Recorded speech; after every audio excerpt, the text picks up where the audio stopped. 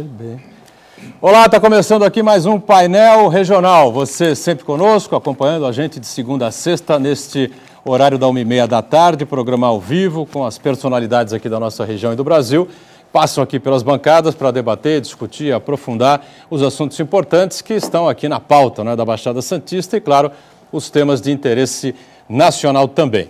Como sempre, você tem à disposição o nosso telefone, né? O 3014 5281. Ligue para cá com a sua pergunta, o seu comentário, a sua participação importante aqui no dia a dia do Painel Regional. E pelas redes sociais, para a sua mensagem, facebook.com/Painel Regional TV. Você participa com a gente também. Já na abertura, a gente tecnicamente começando sempre aqui pelo lado esquerdo, né? Já vou anunciando e apresentando aqui os convidados do painel nesta edição. Comigo aqui o advogado e professor Marcelo Gasoli, ao lado do Marcelo, o companheiro jornalista Francisco Aloysio, o Chicão, né? Que é atualmente o responsável pelas páginas Sindical, Trabalho e Previdência do DL, o Diário do Litoral, né? E à direita aqui o nosso companheiro, o advogado Manuel Rogério, comentarista habitual do painel regional.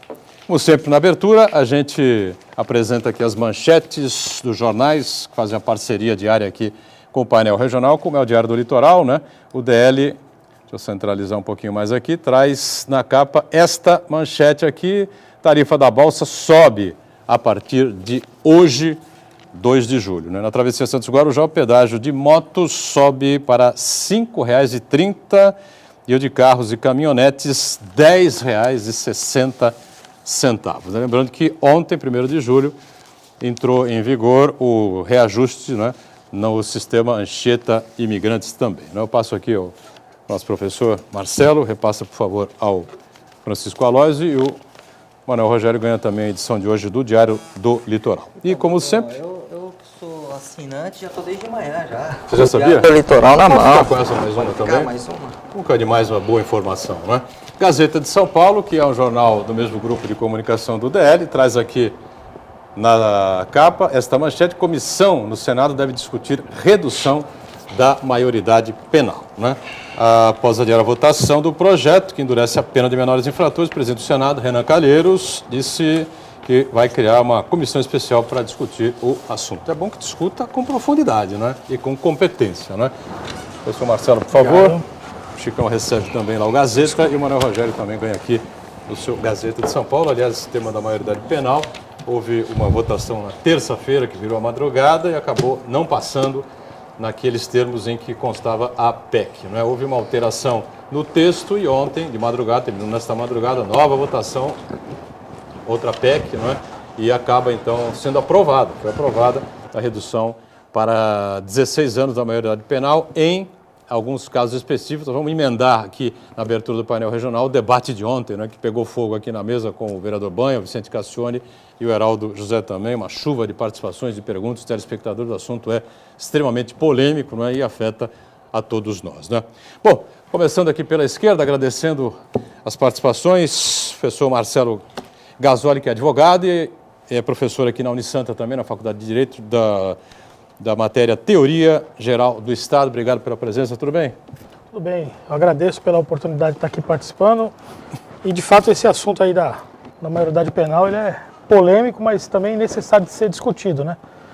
Às vezes, quem está vendo o assunto e vê, a Câmara aprovou, né? E já imagina que isso vai entrar em vigor. Então, a gente tem que ter um pouquinho de cautela, de entender que são 2 turnos na Câmara, depois mais 2 turnos no Senado, e é o quórum mais difícil de ser atingido, que é 3/5, tanto da Câmara quanto dos deputados, né? Justamente em 2 turnos.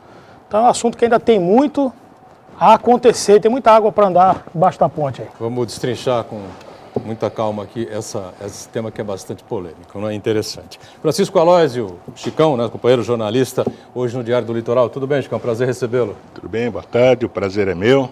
Talione, Rogério, professor Marcelo.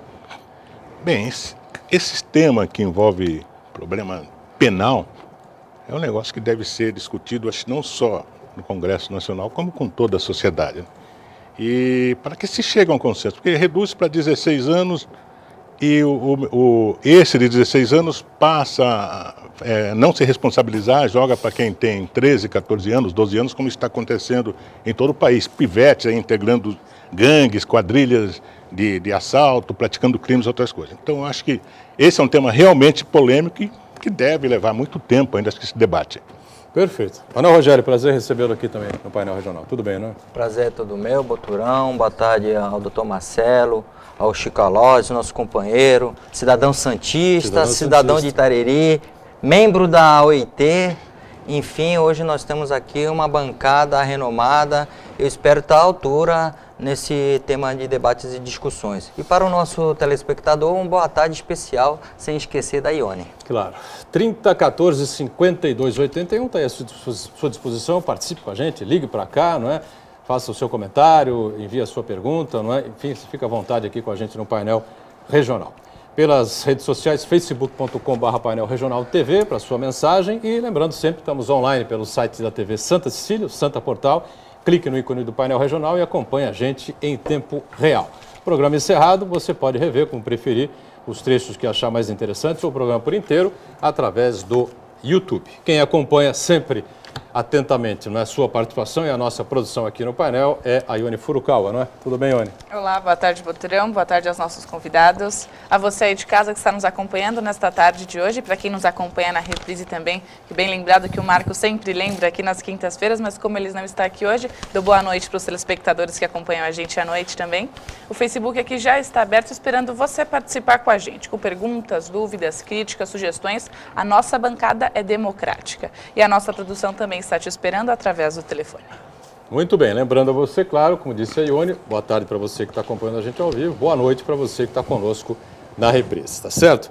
Bom, eu só queria, antes da gente entrar nessa polêmica, eu só queria registrar uma coisa. Eu vi algumas fotos, né, do final da votação, quando se mostrava lá os números no painel e foi aprovada a PEC, enfim, uma comemoração, parecia uma final de campeonatos, deputados gritando, bandeira, braços erguidos, uns se abraçando, enfim, socos no ar.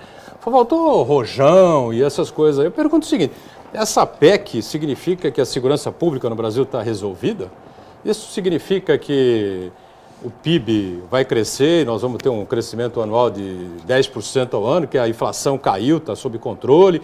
Significa que a saúde pública no Brasil definitivamente está resolvida, os hospitais agora públicos todos têm qualidade, atendimento de alto nível para todo mundo? Significa que a educação do Brasil está no nível europeu, ali de França, de Alemanha ou nos Estados Unidos da América do Norte? Porque, sinceramente, olha, a infraestrutura melhorou muito, né? Mobilidade urbana está resolvida, enfim, os problemas do Brasil acabaram. Os deputados estavam felizes, gritando, comemorando, saltitando. Você já acha isso para tanto assim, ô Manuel Rogério? Esse é o espelho do nosso Congresso Nacional. Enfim, as coisas lá são tratadas não como o interesse que é de todo um coletivo, mas interesses partidários, interesses particulares, são tratados como assim, é a nossa bandeira. Aqueles que têm a bandeira de aumentar a maioridade penal para quem completou 16 anos, eles estão em motivo de festa, festejando, de êxtase, por conta de que essa é a bandeira deles e eles saíram vitoriosos. Eu penso que esse assunto não foi discutido com a amplitude que deveria ser discutido, envolvendo toda a sociedade. No momento em que o Brasil tem outras prioridades, o momento que o Brasil está passando uma situação de crise. Eu vejo, Boturão, que se o nosso Congresso Nacional não mudar a postura e começar a entender que à frente de interesses partidários, interesses particulares e vitória de bandeiras, de opiniões, vitórias de ideologias, tem que ficar à parte até a gente saber o que é importante para toda a coletividade brasileira. A questão financeira, a questão da previdência, a questão da segurança pública, porque não é aumentando a imputabilidade do menor que você vai resolver o problema da segurança pública. É assim que eu vejo. Agora, todos nós sabemos que o Congresso hoje está numa guerra frontal com o Executivo e que isso se distancia cada vez mais o que a gente espera. O que a gente espera é alguma coisa imediata para estancar essa crise que nós estamos vivendo. Sequentes aumentos nas tarifas públicas e desemprego, que é evidente que muitas pessoas daqui para o final do ano vai ficar desempregado e sem condições de sustentar sua família. Perfeito. Bom, Marcelo, eu fiz esse registro, né, porque eu acho que, como disse o Manuel Rogério, estamos vivendo uma crise, né, Chicão? Uma crise que já vem se arrastando há muito tempo, embora o presidente Dilma tenha feito a campanha eleitoral dizendo que não, que estava tudo certo, estava tudo bem, depois acabou todo mundo entrando nessa coisa do arroxo aí. E os deputados também, eu fiquei espantado com a festa, com a comemoração que aconteceu ali, né? Até porque eu acho que o Congresso Nacional disse isso ontem, né? O Congresso Nacional se baseia nesse caso está se baseando nas pesquisas de opinião que estão colocadas aí. 90% ou 93%, né, da população quer a redução para 16 anos. Então, o Congresso vai fazer a redução. Agora, convicção, na minha opinião, não existe. Eu já tenho uma leitura de que essa comemoração toda, ela se dá exatamente por aquilo que o Dr. Manuel Rogério citou, que nós estamos vendo um fenômeno diferente do que a gente via no Brasil até algum tempo atrás. A gente tinha visto, nos últimos anos, um poder executivo muito forte e um legislativo praticamente subserviente. Verdade. Quem aqui não se lembra da quantidade de medidas provisórias, por exemplo, que foram feitas no governo Fernando Henrique, depois no próprio governo Lula, né? Até a própria sistemática da medida provisória foi objeto de uma reforma constitucional, né? Porque ela entrava em vigor pelo prazo de 30 dias, depois precisava ser reeditada e a gente vivia uma situação de insegurança jurídica muito grande. Então a gente viu o quê? A gente via praticamente o executivo legislando através de medida provisória e um poder legislativo desestruturado. Nesse atual mandato, a gente está vendo ao contrário. Essa sensação ela é nítida na população de uma maneira em geral, de que há uma fragilidade muito grande no poder executivo. A gente tem visto aí, infelizmente, a presidente da República, ela passa uma sensação, está até aqui no Diário do Litoral, eu também adoro o Diário do Litoral e faço essa referência aqui, né? Colaborei bastante com o Diário do Litoral como articulista, né? Infelizmente não é possível mais hoje, mas a gente vê aqui o quê? Que há uma sensação, tá um artigo do Paulo Schiff hoje aqui, ele dizendo que a gente fica com a sensação de que, cadê o piloto? O piloto sumiu, né? O avião está no ar, está voando e cadê o piloto? O piloto sumiu. Infelizmente a gente está com essa sensação. E ao mesmo tempo, a gente tem percebido o quê? Que da parte do Poder Legislativo está havendo uma grande articulação. Nós não podemos negar que o Eduardo Cunha é um grande articulador. Sem dúvida. A começar pela própria eleição dele, a maneira como ele chegou ao poder. E não só como chegou ao poder, porque nós não podemos esquecer, a emenda constitucional na quarta-feira ela foi refutada. Não se atingiu esse quórum de 3/5 na Câmara dos Deputados. Eram necessários. Faltou um pouquinho. E aí o que acontece? Inclusive há uma polêmica de natureza jurídica, porque está se questionando a questão da legalidade dessa emenda que foi aprovada ontem. Né? Em primeiro turno, volto a dizer, entendeu? Tem vários questionamentos a esse respeito. Por exemplo, o plenário ontem estava vazio, né? As galerias estavam vazias. Ontem não teve uma manifestação, nós vimos o que aconteceu na quarta-feira, com as pessoas se manifestando, entendeu? Um clima tenso, né? Ontem não. Então, assim, nós não podemos negar o poder de articulação do atual presidente. Então, eu quero acreditar essa comemoração. Fotos mesmo, pegando esse gancho, tinha lá vários deputados de outros partidos que eram contrários, né, à diminuição da maioridade penal, né? Plaquinhas na mão, golpe, né, e acusando o presidente da Câmara de ter dado um golpe na sociedade, os próprios deputados, né, de ter colocado essa emenda alterada ontem para votar. Então a gente está vendo, né, exatamente o quê? Né? A gente está vendo um braço de ferro, essa é a impressão que eu tenho, entre a base governista e a base da oposição. Né? Nesse atual momento, a impressão que eu fico é que a oposição está muito mais articulada que o próprio governo. Né? Então, acho que essa comemoração toda ontem, ela se deve principalmente em relação a isso. Né? É mais uma vitória da oposição contra a situação no Poder Legislativo. Né? Perfeito. Chicão, em cima disso tudo que foi dito aí, eu queria começar com você, então, nessa avaliação. Acabou sendo aprovada essa redução da maioridade penal para crimes hediondos, né, Manuel Rogério? Homicídio doloso e lesão corporal seguida de morte. Olha, eu acho que eu não tenho muito o que falar nessa questão de penal, porque vai prosseguir, eu acho que como eu falei, tem que haver um debate com a sociedade. Eles alegam muito países de tal primeiro mundo, dito um tal país, acontece isso, é aprovado, acontece aquilo e tem que mudar a lei. Tá. Mas só que nesses países eles se esquecem, para mudar um ponto de ônibus, é feito um plebiscito, entendeu? É consultado o pessoal do bairro, se quer, não quer. Para mudar 1 minuto o horário desse ônibus também é feito isso. Então imagina o que se faz para mudar uma lei como essa, que atinge a tanta gente, a milhões de pessoas. Então aqui o país eu acho que está invertendo os valores. Vamos primeiro para a base, porque os deputados dizem que representam a sociedade, né? Mas quem tiver uma fogueira de vaidade, o que está se vendo nessas votações.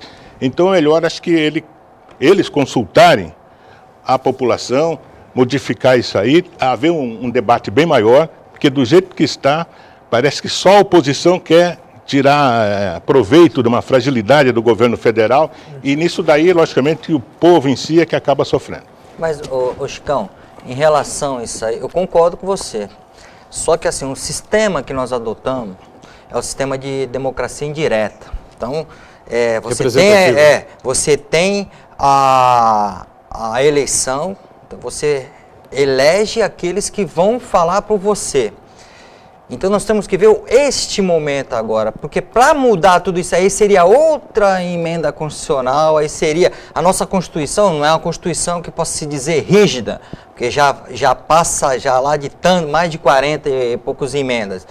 Se fosse uma Constituição rígida, ela seria a mesma desde 1988 e depois de 5 anos da revisão, que era constitucional. Agora, sendo ela uma Constituição semi-rígida, ela pode ser alterada através das emendas constitucionais, PECs, Projeto de Emenda Constitucional.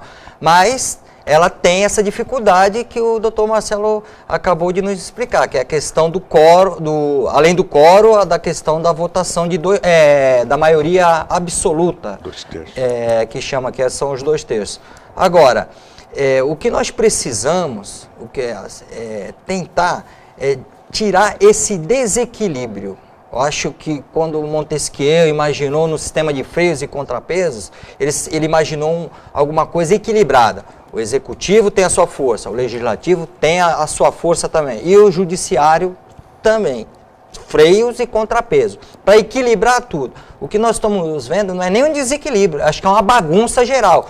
O judiciário já não sabe o que faz, o executivo está sem comandante, e o legislativo, aí são várias cabeças. Imagine você aglutinar ideias de várias. Já está errado o nosso sistema partidário. São mais de 32 partidos, não é isso, doutor? Mais.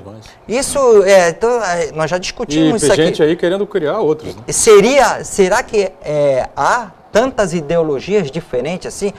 O Michel Temer deu uma entrevista, foi até um pouco polêmico, que ele falou que na época do MDB e Arena, aí você tinha ideologias distintas e cada um que tinha uma coisa coerente. Hoje você não vê uma coerência em relação a isso. Agora, com relação propriamente para tentar amarrar essa coisa toda da maioridade penal, da queda para 16 anos, então ficou definido isso, né? Fica nesse primeiro turno, não é? Aprovado ontem na Câmara. Teremos o segundo turno, depois 2 turnos no Senado também, a coisa vai longe, né? Agora, o que vocês pensam? Então, correta essa aprovação? Vai ser benéfico? Vai melhorar alguma coisa? Menores de 16 anos serão considerados criminosos se cometerem homicídio doloso e lesão corporal seguida de morte. Ou, como disse Vicente Castione, aí estaremos criando 2 tipos de menores de 16 anos, né? O tipo que pode ser imputado como criminoso e o outro que só vai poder cumprir a pena na Fundação Casa, por exemplo. Lembrando que tem outros crimes, além desses 2, né? Então, por exemplo, sequestro, também, latrocínio, né? Homicídio qualificado, crimes hediondos de uma maneira em geral. Eu só gostaria de puxar o gancho, independentemente de sim ou não, né? É que a Baixada Santista disse sim, né? Os 3 representantes da Baixada Santista no Poder Legislativo, o Beto Mansur, o Papa e o Squassone, ontem votaram sim. Eu acrescentaria o Bruno Covas também. E o Bruno também, exatamente. O Bruno também votou sim. E lembrando que o deputado Papa, votou contra na terça-feira, né? Terça para quarta, acabou e mudou o voto, votou a favor na de ontem. Então, a Baixada disse sim, você disse sim, você que tá nos vendo e nós que estamos aqui, nós dissemos sim, através desse sistema representativo. É verdade. Lembrando que a alteração, a reforma política já não passou na Câmara dos Deputados falava-se em voto distrital, que é mais ou menos o que o Francisco falou aqui, né? Essa já não foi aprovada, essa aí já está sepultada, tão cedo não volta. Perfeito. Rogério, quer completar alguma coisa? Eu Achou correta a aprovação? Vai resolver algum problema? Bom, tem o detalhe de que ainda não foi aprovado, é um embrião. Tem o segundo turno. Trouxe de volta, quando fala que ressuscitou, né? Via de regra, juridicamente, eu imagino que só poderia ser reapresentada no próximo exercício, mas fizeram uma manobra lá, uma manobra legislativa e conseguiram retornar o assunto em discussão. É até estranho que deputados que tinham votado contra, depois votam a favor. Me parece que o tema é realmente polêmico e os próprios deputados que deveriam estar preparados para enfrentar assunto de tamanha relevância ainda não têm uma opinião formada em relação a isso. Eu particularmente, eu não vejo a diminuição da maioridade penal uma solução para os problemas de segurança pública. O que eu vejo é uma resposta para a sociedade para dizer assim, aquele menor que cometeu um crime, ele vai ser punido. Mas dizer que isso vai diminuir a criminalidade, aí vai bem mais além, vai em políticas de governo, vai de fortalecimento da segurança pública, vai de reestruturação do sistema penitenciário brasileiro, não é a diminuição da maioridade penal. Eu vejo isso aí com muita preocupação, entendo a população que quer se sentir vingada quando algum menor comete um crime, quer ver aqueles menores atrás da grade, que eles sejam punidos, se sente ofendida de saber que um menor cometeu um crime e a ele não acontece nada e ele sai ainda dizendo, não, amanhã eu estou solto. Isso realmente, para a população, que de um modo geral é leiga em relação ao assunto, é uma afronta. Mas por quê? A população não quer penalizar o menor. O que a população quer é ter segurança. Sem dúvida. Chicão, concorda ou faz alguma... Não, eu concordo que tem que haver mudança, mas o que o Rogério falou, acho que está bem em cima. Né? Acho que a sociedade quer mudança. A sociedade se vê refém de marginais, de pessoas menores. Hoje, como eu falei no início, pivete, 10, 11, 9 anos, já empunha uma arma e acaba te assaltando, matando, te confrontando. Quer dizer, é uma insegurança muito grande. Então tem que ser feita alguma coisa a mudar. Mas não vamos mudar, por exemplo, eu como parlamentar fazendo isso aí, olhando no espelho, só para ver a minha vaidade no que vai acontecer agora. Eu acho que tem que haver um debate muito mais amplo, a sociedade quer mudança. Ela quer mudança e a mudança vai ser feita, mas eu acho que o caminho hoje está sendo feito errado. Pois é, só para complementar aqui o que o Rogério falou, e eu estava acompanhando lá o site do UOL, da Folha, né, tem lá duas consultas, né? Vai resolver, ou vai minimizar, vai diminuir a criminalidade com essa emenda aprovada? 70 e lá vai fumar, quase 80% disseram que sim. E 20 e poucos por cento disseram que não. Eu, sinceramente, votei não. Acho que não vai diminuir em coisa nenhuma. Vamos para o break e a gente volta em instantes. Vamos de volta, segundo bloco aqui do nosso painel regional, com prazer conversando com o advogado e professor Marcelo Gasoli, professor aqui da Faculdade de Direito da Unisanta, o nosso Francisco Aloysio, o Chicão, hoje no Diário do Litoral, e o Manuel Rogério também, mais uma vez, participando e colaborando com a gente aqui. Sempre aberto 3014-5281, ligue para cá, participe conosco e pelas redes sociais, o facebook.com/painel regional TV. Ione, alguma pergunta ainda com relação ao tema da maioridade, não? Temos sim. A Maria José do Boqueirão, ela diz, Dr. Rogério, qual a perspectiva para essa geração de jovens no Brasil sendo tratados desse modo? Essa diminuição da maioridade vai resolver o problema da segurança? Particularmente, acho que não. A solução não é educação e família? Acho que a nossa telespectadora foi bem no cerne, bem no centro da questão. Porque eu acho que para qualquer país, para qualquer civilização, a educação é o tema mais importante.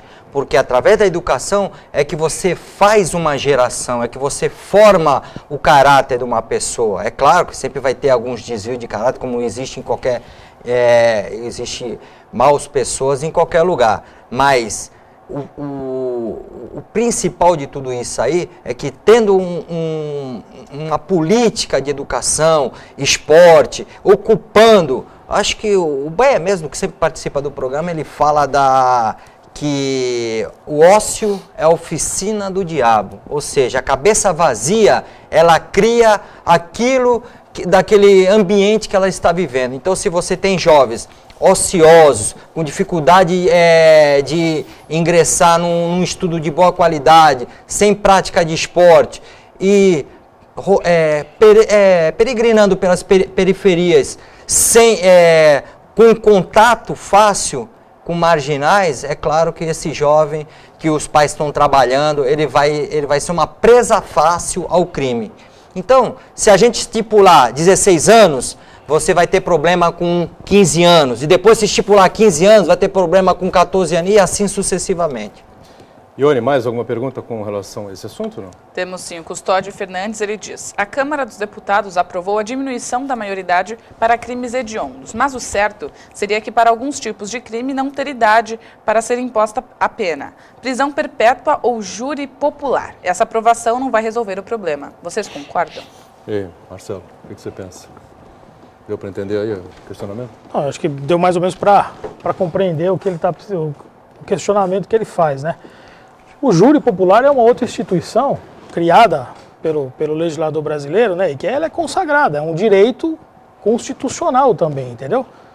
Onde determinados tipos de crime que atentam contra a vida merecem o julgamento da parte do povo. E o juiz, na verdade, ele conduz o processo para que haja uma sentença que, na verdade, uma decisão que é proferida por integrantes do povo.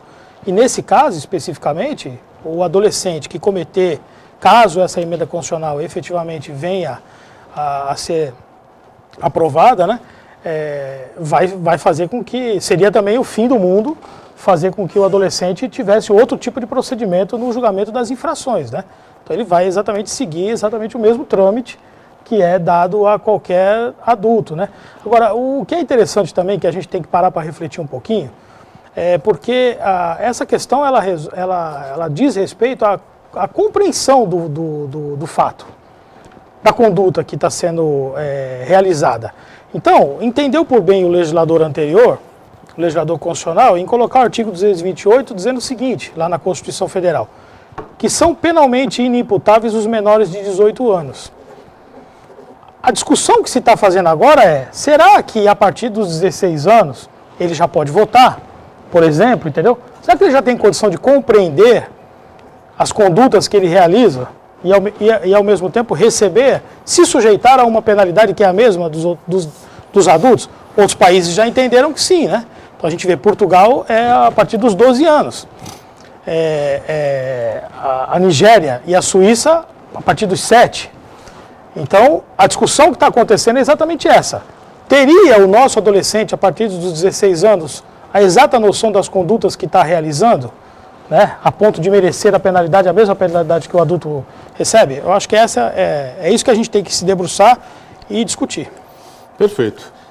Mais alguma, Ione? Só para fechar sobre Previdência. De Previdência? Então nós vamos fazer o seguinte, vamos abrir essa questão da Previdência, mudar um pouquinho aqui o tema do assunto, e passar para um outro tema que é extremamente polêmico. As pessoas, claro, estão sempre ligadas nisso, aqueles que estão aposentados, aqueles que são pensionistas, aqueles que pretendem chegar à sua aposentadoria também. Francisco Alozzi, especialista nesse tema aí como jornalista do DL. Bem, gente, eu acho que quando a gente começa a falar aqui sobre Previdência, nós estamos falando para 340 mil pessoas na região da Baixada Santista e litoral até o Vale do Ribeira.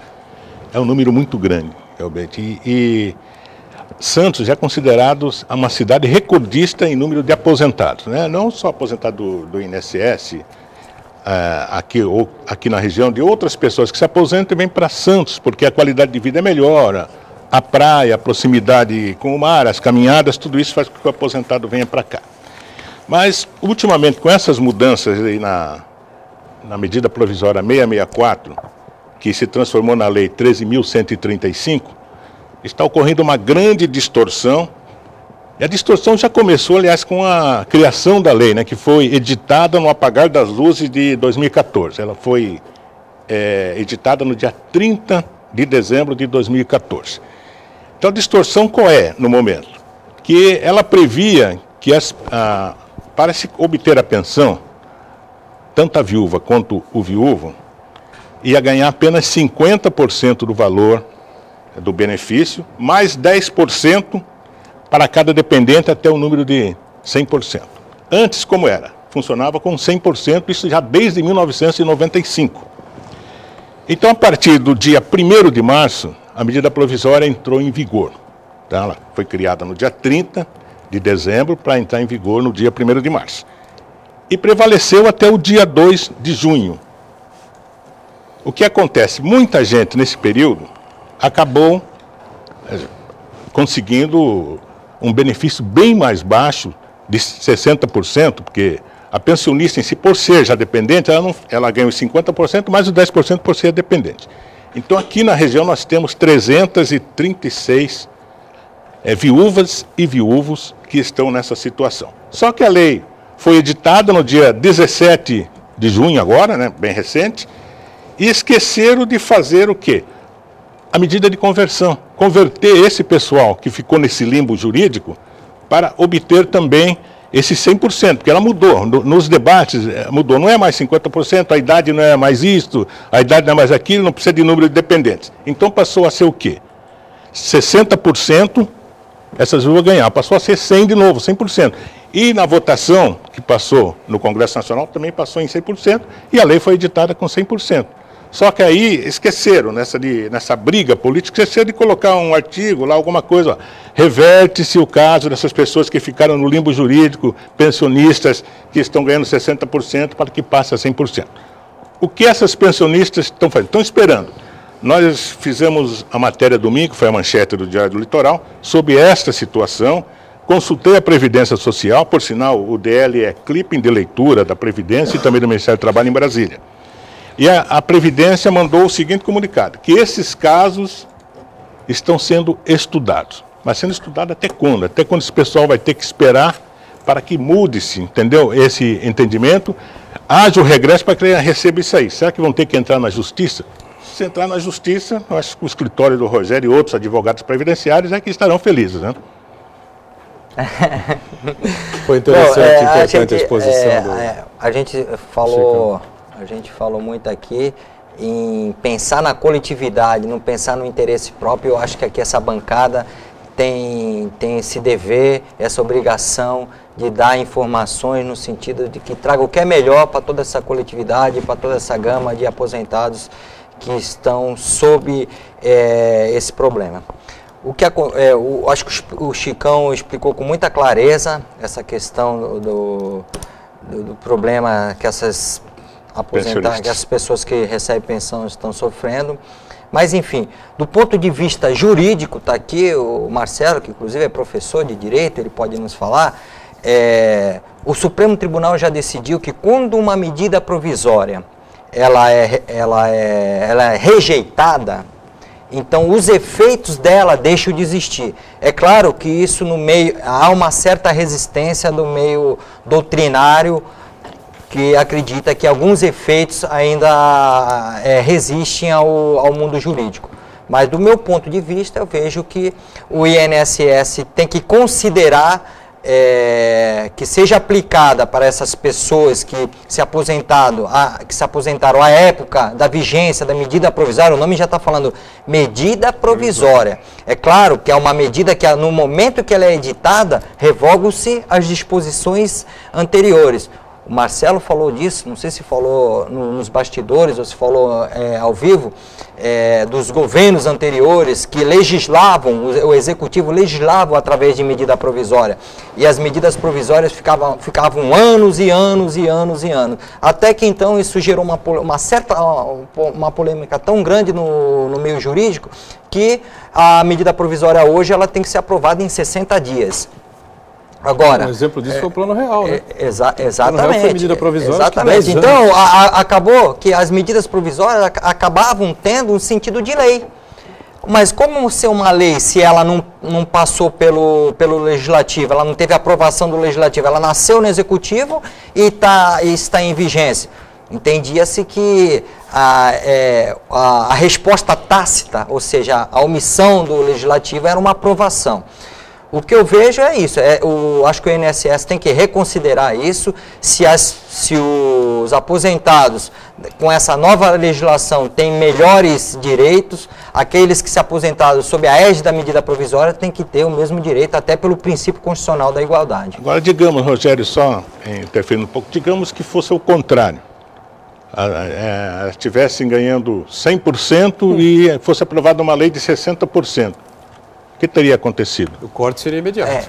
O corte seria imediato, até porque a edição de uma medida provisória imediatamente revoga-se as disposições contrárias. Aí entraria numa questão, outra questão de direito constitucional, que seria o direito adquirido. E nós temos aqui em Santos, ainda nesse tema, temos 110 viúvas e viúvos que estão nessa situação.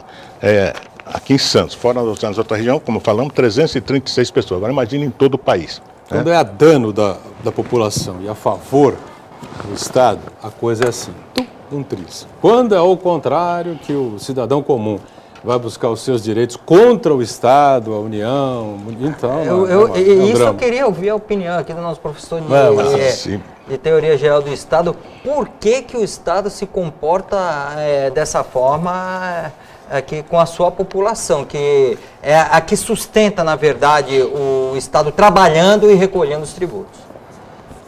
Tem uma hora que o Estado acha que ele existe através de si próprio, né? Por si mesmo. Perde-se um pouco essa noção de que o Estado é uma criação do ser humano para atender às necessidades de todo ser humano. Então nós, na verdade, pegamos uma parte da nossa liberdade, abrimos mão dela, depositamos na mão do Estado para poder garantir o restante, né? A fim de que a força não permeie as relações. E a gente tem o direito para nos socorrer. Agora, independentemente disso, Manuel, é isso que eu volto a dizer, né? Aí o Estado acha que ele tem que existir por si próprio, ele começa a olhar para suas próprias contas, entendeu? E a penalizar muitas vezes o cidadão que tá lá pagando imposto direitinho, entendeu?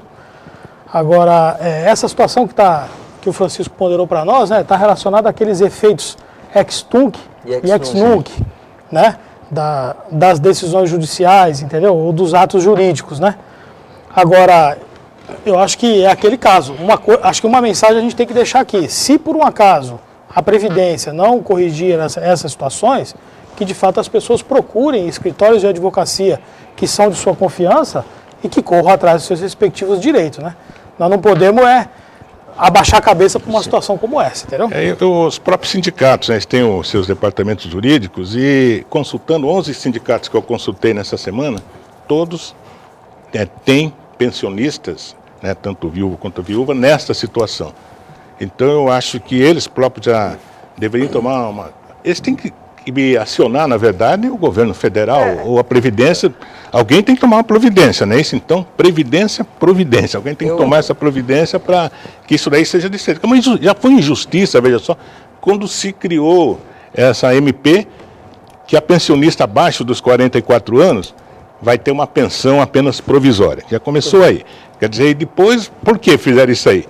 Porque estava havendo fraudes na concessão de pensões, porque um senhor de 79, 80 anos ou mais estava casando com um brotinho de 20, 21, 25 anos. Mas isso daí eu acho que você não pode. Na área rural tem um termo bem adequado para isso aí. Você, por exemplo, não pode matar o boi para apenas eliminar o carrapato. Acho que tem, né? Então, acho que aí tinha que fazer o quê? Apurar. Acionar o Ministério Público, os próprios cartórios. Está casando um senhor de 84 anos com uma menina de 19. Eu acho que teria como, né? Não atingir tanta gente, penalizar tanta gente como está acontecendo.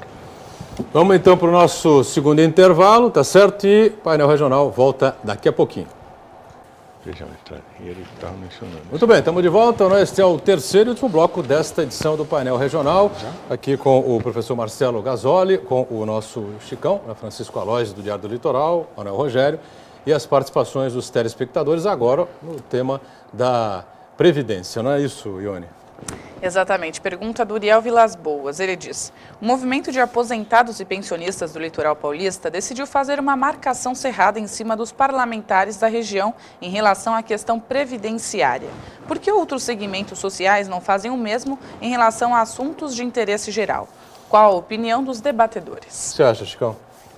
Eu acho que tem que haver. Realmente, todo mundo, eu acho que teria que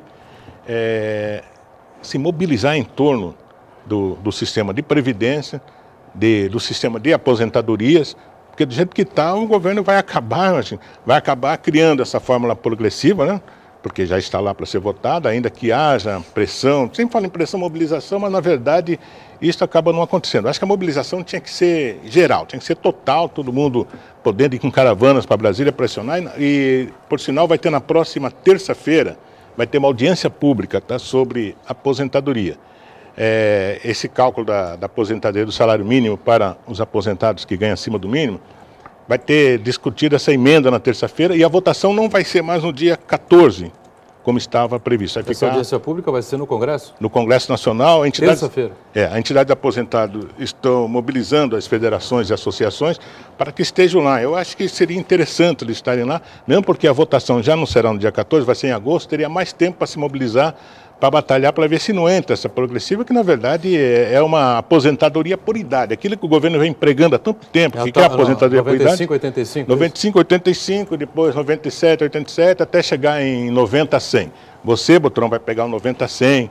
Eu acho que a maioria aqui vai pegar esse 90, 100. Que é uma aposentadoria por idade. Agora, tu imagina o 90, 100, é a pessoa com 60 anos de idade, a mulher, 65 anos de idade o homem. E a aposentadoria por idade? Para a mulher não é 60 anos e para o homem não é 65, com contribuição de apenas 15 anos?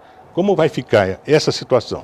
Acho que eles não verificaram essa situação. Isso aí vai ter também que ser debatido, porque se chegar no 90, 100, isso está previsto para, deixa eu ver, até tenho marcado aqui quando que é? 2017. 2020. Então, até lá, muita gente já se aposentou por idade sem usar essa fórmula, mas está havendo um confronto, entendeu? Vai haver um choque entre as duas, a fórmula e a atual aposentadoria por idade. Para as mulheres, o 85 significa... Significa a soma de 85. Se ela tiver 55 de idade e 30, ela vai para 85. O homem já, como é 5 anos a mais, teria que ter... 60. Teria que ter 60 com 35 de contribuição. E assim, a progressividade vai sendo isso aí. 60, quando chegar em 90, vai 60, mais 40, e acabar instituindo, se passar, a aposentadoria por idade, que é tudo que o governo queria. Tudo que o governo quer é isso aí. Então ninguém está percebendo isso aí. É bom que se perceba enquanto é tempo. Diferentemente de todos os outros temas que a gente critica muito aqui, a União, o Estado, às vezes o município também, esse é um drama, um problema, né? Uma situação difícil de se resolver a nível mundial, né? A gente tem que admitir isso, não é verdade? Países mais desenvolvidos, a Europa inteira discute esse tema, debate esse tema, tem sempre uma situação para ser... Sim, mas A Grécia, por exemplo, o governo tentou mexer na Previdência, a confusão que foi armada lá, enfim, bom, é um assunto dramático para ser resolvido no mundo inteiro. Na verdade, seja dita, o problema não é só nosso, né? Você quer completar não, alguma na coisa, verdade Chico? é que você falou na Grécia e também na França, né? Outro dia tentaram mexer na Previdência, França também, né? Colocaram fogo, lá, quer dizer, eles se mobilizam e vão para cima, porque é um direito sagrado. Eu acho que isso aí, a aposentadoria é um direito sagrado de todos e que move muito, né? A renda do aposentado, puxa vida, ela move um monte de situação na economia, né? Então eu acho que tem que ser vista e revista com muito cuidado e com muita atenção. E o que não está acontecendo com essa fórmula progressiva. Ô Chicão, eu que sou bem mais novinho, eu desde criança de idade, eu ouço discussões sobre a Previdência. E eu acho que mais revolta a população em relação a este assunto é saber que enquanto cada vez mais ela tem que participar com corte dos seus direitos, diminuições dos seus direitos, com o seu esforço do seu trabalho, ela não vê essa contrapartida do Estado. Ela só vê o quê? Quando eu falo Estado, eu não vou nem falar Estado, eu vou falar de governos, porque o que a gente vê é desgovernos. A gente vê corrupção, dinheiro saindo pelo ladrão, rios de dinheiro gastos numa Copa do Mundo, com construções de estádio. Eu fico imaginando se todo esse dinheiro, se todo esse numerário fosse destinado para os fundos da Previdência. Ora, Ainda não ia dar jeito? Ainda não ia dar jeito. Mas vamos pegar agora o da Petrobras, vamos destinar todos para o fundo da Previdência. Ainda não ia dar jeito? Não ia dar jeito. Vamos pegar agora das maracutaias que a gente vê cotidianamente aos domingos, naquele programa que fala Fantástico. onde está o seu dinheiro. Onde está o dinheiro? Vamos colocar ainda não vai dar jeito? Agora vamos contribuir um pouquinho. Será que nós não teríamos uma previdência que pudesse garantir aqueles que realmente contribuíram para o crescimento do país com o seu trabalho? Mas aí Muito o problema bom. todo, só desculpe cortar você, o problema todo é que o governo não existe uma transparência do governo nos números. Tá? Porque o governo arrecada muito, não é só do trabalhador, a porcentagem que se trabalha. Envolve uma série de coisas. A Seguridade Social, na verdade, envolve uma série de coisas. Por exemplo, um jogo de futebol, um clássico, Santos e Corinthians, vai no Morumbi, no Itaquerão, seja o que for. 5% da arrecadação, do bordeirona, como falavam antigamente os locutores, 5% vai para o INSS. Tendo 5% de um espetáculo, qualquer espetáculo, futebol, jogo, show, vai para o INSS. E pouca gente sabe disso. É mais um custeio para a Previdência, entendeu? Mais uma arrecadação que entra. Eu diria para você que 80% das pessoas que vão ao futebol, que compram espetáculos teatrais, shows musicais, enfim, não tem essa informação. Ah, sim, é verdade. Ione Furukawa, mais participações com a gente aí? Temos sim, pergunta do Valdomiro Trento. Chicão, existem no país mais de 35 mil sindicatos e apenas menos de 1.000 têm atuação. Os demais vivem a custo de contribuição obrigatória. Você entende que ela deve ser sumariamente extinta, logo que a contribuição de inclusão social cobrada pelos sindicatos também forem julgadas ilegais no Supremo Tribunal Federal? Eu acho que sim, isso daí já é uma discussão bastante antiga. Aliás, quando o governo, o PT assumiu o governo, falava-se que ia ter extinção desse imposto sindical. Foi aprovado, mas na verdade continuou. E cada vez que se modifica nisso aí, criam-se outros mecanismos. Daí vem contribuição assistencial, contribuição negocial, para que os sindicatos possam negociar. Quer dizer, existem muitos sindicatos ainda de cartório, apenas de carimbo, que visa exatamente obter esse benefício do imposto sindical. E, mais que isso, o governo também ganha com o imposto sindical. As centrais sindicais que foram criadas aí nos últimos anos fazem a festa com esse dinheiro, porque é muito dinheiro, né, para ser arrecadado e dividido. A pirâmide sindical envolve, então, primeiro, sindicato, depois vem federações, as confederações e agora as centrais sindicais que fazem a articulação política, né, dos sindicatos em Brasília. Eu acho que isso tem que acabar, porque o sindicato tem que ser fortalecido e viver apenas da mensalidade do seu associado. Mas eu acho que ainda nós estamos um pouco distante disso acontecer. Marcelo, por Então, aí eu pego o gancho e vou falar com o Uriel também, que está nos assistindo aí, passou até a pergunta, meu vizinho lá do Campo Grande, né? O que a gente vê é exatamente isso, o que a ditadura fez com esse país, entendeu? Então a gente vê um movimento sindical hoje fragmentado, como a Ione falou da pergunta do telespectador, né, de 35 mil sindicatos, 1.000 são atuantes, né?